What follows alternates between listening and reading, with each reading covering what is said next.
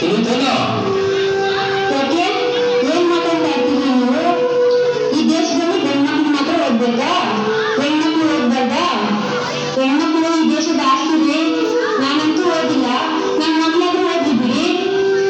ಏನಂದ್ರೆ ನನ್ನ ಮುಂದೆ ಮಾತಾಡೋ ಅಷ್ಟು ಧೈರ್ಯ ಬಂತ ನಿನಗೆ? ತೆಗೆದು ಕಪಾಳಕ್ಕೆ ಬಾರಿಸ್ತೀನಿ ನೋಡು.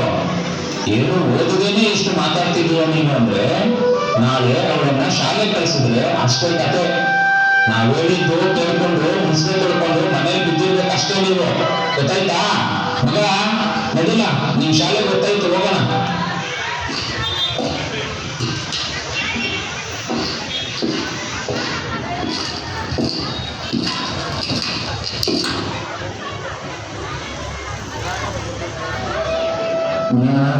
ನನ್ ಕೆಲಸ ಬಂದಿದ್ದು ಓದ್ತೀನಿ ನೋಡ. ಅಮ್ಮನಿಗೆ ಹುಷಾರಿಲ್ಲ, ನಾನೇ ಹೋಗಿ ನೋಡ್ಬೇಕು. ಬೆಳಿಗ್ಗೆ ಸಿಗ್ತೀನಿ, ಬರಲ್ಲ? ನೀವು ಏನಿಲ್ಲ, ಎಲ್ಲಿ ಹೋಗ್ತಾ ಇದ್ದೀನ? ನಮಸ್ತೆ ಸರ್, ನನ್ನ ಕೆಲಸ ಮುಗೀತು.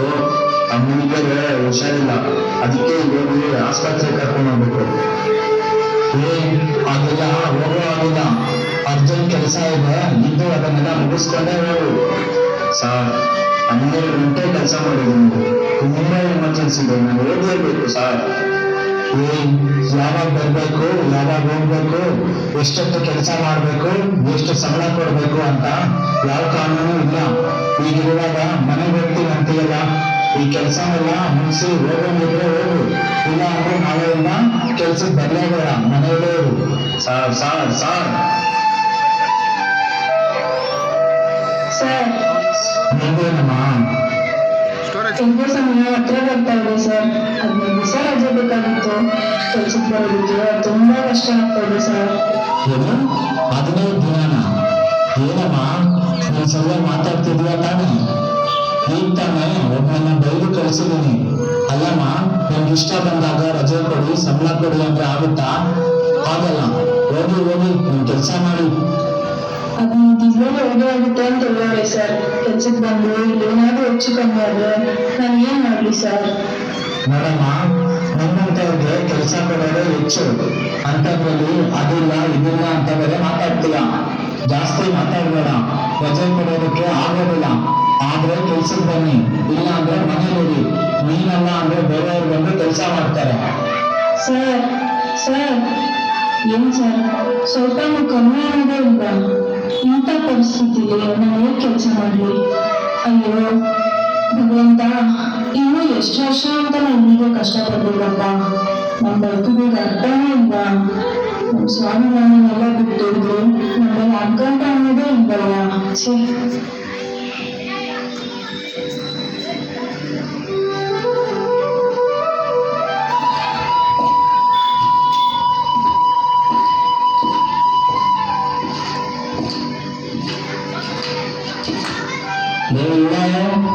ಎಲ್ಲೇ ಇದೆಯಾ? ಮಗಳನ್ನ ನೋಡೋದಕ್ಕೆ ಹುಡುಗನ ಮನೆಯವ್ರು ಬರ್ತಾ ಇದ್ದಾರೆ. ಮಗಳನ್ನ ಸ್ವಲ್ಪ ಚೆನ್ನಾಗಿ ರೆಡಿ ಮಾಡೋಣ. ಏನು ಮದ್ವೆನಾ? ಏನಾಗಿದ್ದೀರಿ ನಿಮ್ಗೆ? ಆಡ ಮಗುಗೆ ಮದ್ವೆ ಅಂತೀರಲ್ರಿ? ಎಲ್ಲಾ ಮಕ್ಳ ಜೊತೆ ಆಟ ಆಡ್ಕೊಂಡು ಬೆಳಿಬೇಕಿರೋ ವಯಸ್ಸಲ್ಲಿ, ಅಕ್ಷರ ಕಲಿಬೇಕಾಗಿರೋ ವಯಸ್ಸಲ್ಲಿ, ಮದ್ವೆ ಅಂದ್ಮೇಲೆ ಏನಂತ ಗೊತ್ತಿಲ್ದಿರೋ ವಯಸ್ಸಲ್ಲಿ ಮದ್ವೆ ಮಾಡಿ ಗಂಡನ ಮನೆ ಕಳ್ಸಿ ಮನೆ ಜೀವನ ಹಾಳು ಮನೆ ಕೊಟ್ಟಿದ್ದೀರಿ. ಏನಾಗಿದೆ ನಿಮ್ಗೆ? ಅಮ್ಮ ಅಮ್ಮ, ಯಾಕಮ್ಮ ನಾನು ಮದ್ವೆ ಮಾಡ್ತಿರೋದು? ಹಂಗಂದ್ರೆ ಏನಮ್ಮ? ಮದ್ವೆ ಆದ್ಮೇಲೆ ನಾನು ನಿಮ್ ಜೊತೆ ಇರಲ್ಲ ಅಮ್ಮ. ಅಮ್ಮ, ನಾನು ಎಲ್ಲೂ ಹೋಗಲ್ಲ ಅಮ್ಮ, ನಾನು ನಿಮ್ ಜೊತೆನೇ ಇರ್ತೀನಿ, ನನ್ನ ಎಲ್ಲೂ ಕಳಿಸ್ಬೇಡ ಅಮ್ಮ. ಮುಚ್ಚು ಬಾಯಿ. ಮಗು ಏನಾದ್ರು ಆದ್ರೆ ಹುಟ್ಟಿದ ಕೂಡ್ಲೆ ಅವಳು ಕತ್ತಿಸಿ ಸಾಯಿಸ್ಬಿಡು ಅಂತ ಹೇಳಿದ ನಮ್ಮಪ್ಪ. ಈಗಿರುವಾಗ ನಿನ್ನ ಸಾಯಿಸಿದ ಉಸಿರೋದೇ ಹೆಚ್ಚು. ಇನ್ನೊಂದು ಮಾತಾಡಿದ್ರೆ ನಾನು ಅದನ್ನೇ ಮಾಡ್ತೀನಿ. ನಾನು ಈ ಮನೆ ಯಜಮಾನ, ನಾನು ಹೇಳೋದನ್ನ ಕೇಳ್ಕೊಂಡು ಇರೋದಷ್ಟೇ ನಿನ್ ಕೆಲಸ. ಗೊತ್ತಾಯ್ತೇನೋ?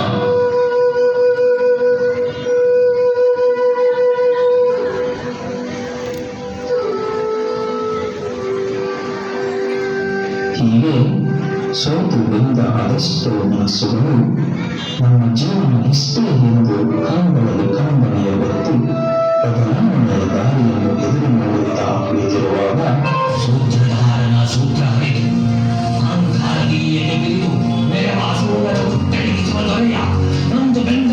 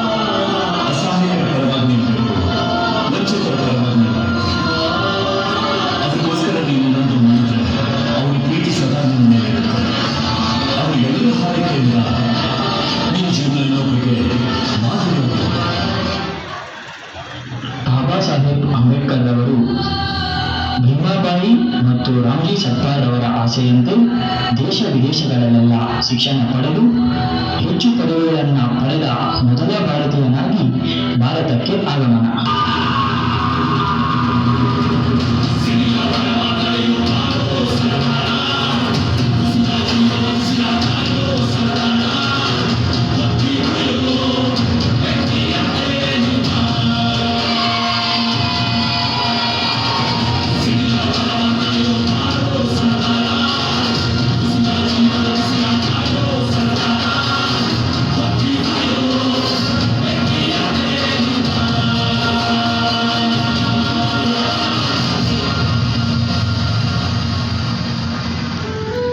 ಸಾವಿರದ 1927ರಲ್ಲಿ ಚೌಡರ್ಕರ್ ಚಳವಳಿ.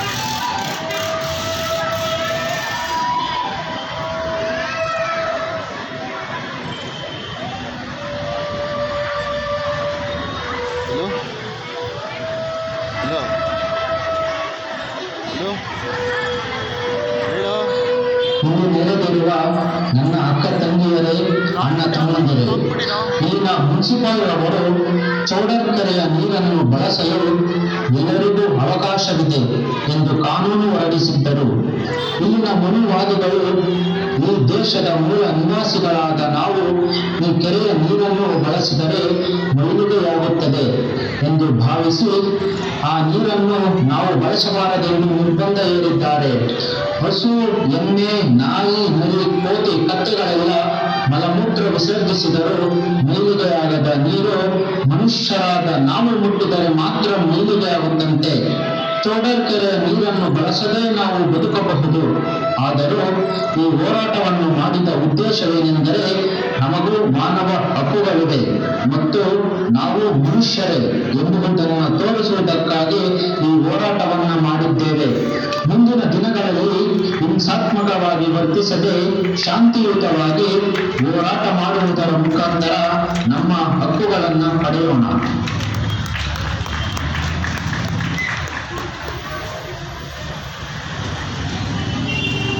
ಹಿಂದೂ ಕೋಡ್ ಬಿಲ್ ಮಂಡನೆ.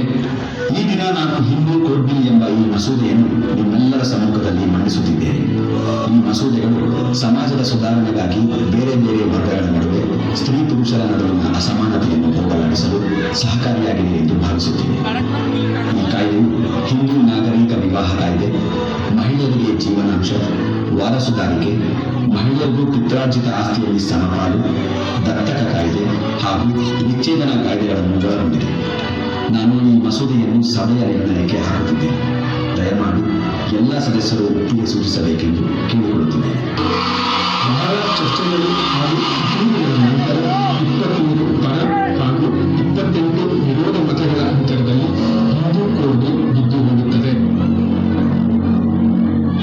ಪ್ರತಿ ಹೆಣ್ಣು ತಾಯಿಯಾಗಿ, ಹೆಂಡತಿಯಾಗಿ, ತಂಗಿಯಾಗಿ, ಅತ್ತಿಗೆಯಾಗಿ, ಸೊಸೆಯಾಗಿ ಒಂದಲ್ಲ ಒಂದು ರೂಪದಲ್ಲಿ ತನ್ನ ಸೇವೆ ಮಾಡುತ್ತಾ ಪುರುಷನ ಏಳಿಗೆಗೆ ಕಾರಣವಾಗಿದ್ದಾರೆ. ಆ ಮಹಾಶಕ್ತಿಗೆ ಸ್ವಾಭಿಮಾನದ, ಸ್ವಾವಲಂಬನೆಯ ಬದುಕನ್ನು ಕಟ್ಟಿಕೊಳ್ಳುವ ಸಲುವಾಗಿ ಈ ಹಿಂದೂ ಕೋಡ್ ಬಿಲ್ ಮಸೂದೆಯನ್ನು ಮಂಡಿಸಿದೆ. ಆದರೆ ಈ ದೇಶದ ಮಹಿಳೆಯರ ಅಭಿವೃದ್ಧಿಯನ್ನು ಬಯಸದ ಜನ ಈ ಮಸೂದೆಯನ್ನು ತಿರಸ್ಕರಿಸಿದರು. ಆಕೆಗೆ ಸಮಾನ ಸ್ಥಾನವನ್ನು ನೀಡುವುದು ನಮ್ಮೆಲ್ಲರ ಕರ್ತವ್ಯ. ಎಲ್ಲಿ ಅಂತಹ ಮಹಿಳೆಯರಿಗೆ ಸ್ಥಾನವನ್ನು ನೀಡಲು ಒಪ್ಪುವುದಿಲ್ಲವೋ ಅಲ್ಲಿ ನಾನು ಇರಲು ಇಚ್ಛಿಸುವುದಿಲ್ಲ. ಆದ್ದರಿಂದ ನನ್ನ ಸಚಿವ ಸ್ಥಾನಕ್ಕೆ ರಾಜೀನಾಮೆ ನೀಡುತ್ತಿದ್ದೇನೆ.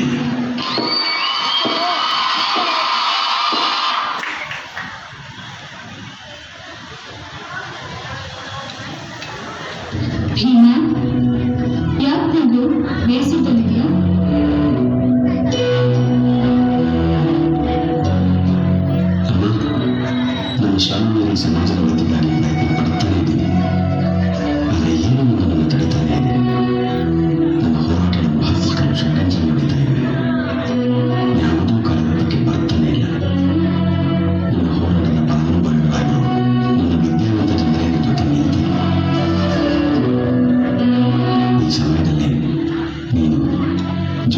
ಚೆನ್ನಾಗಿರ್ತಮ್ಮ.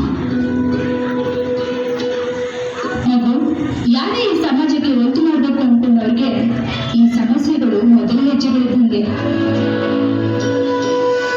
ಭೀಮಾ, ನಾನ್ ನಿನ್ ಜೊತೆ ಇಲ್ಲ ಅಂತ ಚಿಂತೆ ಪಡ್ಬೇಡ. ನಿನ್ ಬೆನ್ನ ಹಿಂದೆ ರಮಾಬಾಯಿ ಇದ್ದಾಳೆ. ನಿನ್ ಹೋರಾಟದ ಹಿಂದೆ ರಮಾಳ ಪರಿಶ್ರಮ, ತ್ಯಾಗ, ಆಕಾಶದ ಎತ್ತರ. ಅವಳು ನಿನ್ ಜೊತೆ ಇರ್ಬೇಕಾದ್ರೆ ನೀನ್ ಯಾವ್ದಕ್ಕೂ ಹೆದರ್ಬೇಡ ಮಗನೆ, ಮುನ್ನುಗ್ಗು.